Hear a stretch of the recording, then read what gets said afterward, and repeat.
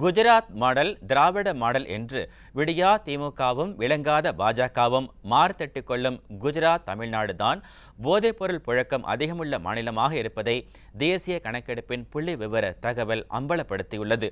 குஜராத் தமிழ்நாட்டில் என்ன நடக்கிறது விரிவாக விவரிக்கிறது இந்த செய்தி. அதற்கே அச்சத்தையும் அதிர்ச்சியையும் ஏற்படுத்தும் சம்பவங்கள் தான் இந்தியாவில் நடக்கின்றன.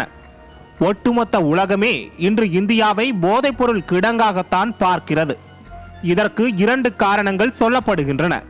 ஒன்று, திமுக முன்னாள் நிர்வாகி ஜாபர் சாதிக்கின் போதைப்பொருள் கடத்தல் நிகழ்வையும் அதன் பின்னணி வியாபார நகர்வையும் சொன்னால், மற்றொன்று குஜராத்தில் 19 லட்சம் பேர் போதைக்கு அடிமையாக ஒரு வகையில் மனநோயாளிகளாகவே மாற்றப்பட்டுள்ளனர். இந்தியாவிலேயே எந்த மாநிலத்திலும் இல்லாத வகையில்தான் தமிழ்நாடு, குஜராத் மாநிலங்களில் போதைப்பொருள் புழக்கம் தலைவிரித்து பேயாட்டம் போடுகிறது.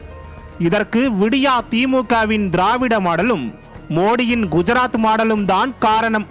குஜராத் மக்களை போதைக்கு அடிமையாக்கியது போலவே தமிழர்களை பொம்மை முதலமைச்சர் ஸ்டாலினும் போதை குழியில் தள்ளியுள்ளார். கடந்த 5 ஆண்டுகளில் குஜராத்தில் 93,691 கிலோ போதைப் பொருட்கள் பறிமுதல் செய்யப்பட்டுள்ளன. 2229 லிட்டர் திரவ வடிவிலான போதை மருந்துகளும் 93,763 போதை மருந்து மாத்திரைகள் மற்றும் ஊசிகளை அதிகாரிகள் பறிமுதல் செய்துள்ளதாக அரசு தகவல்கள் தெரிவிக்கின்றன.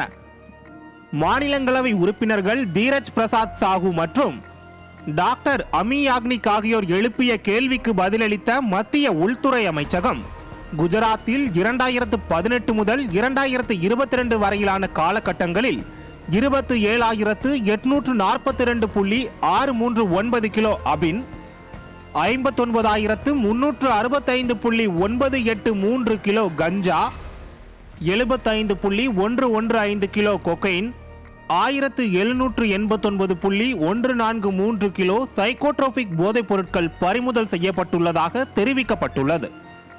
2022ஆம் ஆண்டில் இந்தியா முழுவதும் கைப்பற்றப்பட்ட 71.89 கிலோ கொக்கைன் போதைப் பொருளில் 39.1 கிலோ குஜராத்திலிருந்து மட்டுமே கடத்தப்பட்டது அம்பலமாகியுள்ளது.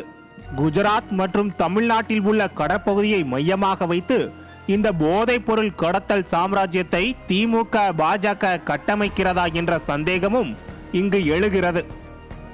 சர்வதேச அளவில் போதைப் பொருள் கடத்தியதாக திமுக முன்னாள் நிர்வாகி ஜாபர் சாதிக் கைது செய்யப்பட்டுள்ள நிலையில் குஜராத் மாநிலத்தில் போதைப் பொருள் புழக்கம் குறித்த தகவல்கள் பேரதிர்ச்சியாக உள்ளது.